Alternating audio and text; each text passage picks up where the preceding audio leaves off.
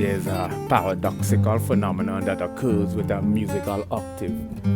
Because an A chord, or C chord, or D chord consists of, let's say hypothetically, an A chord or a C chord, hypothetically, let's say, consists of 550 hertz or 240 hertz.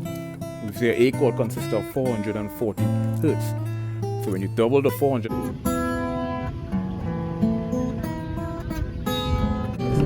so I find these areas intriguing in terms of when a person's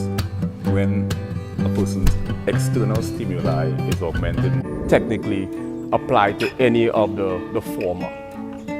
Bipolar 1 is emotional fluctuation. You have extreme polar, extreme sort of philosophy. You know, there's greens in there as well as those beiges.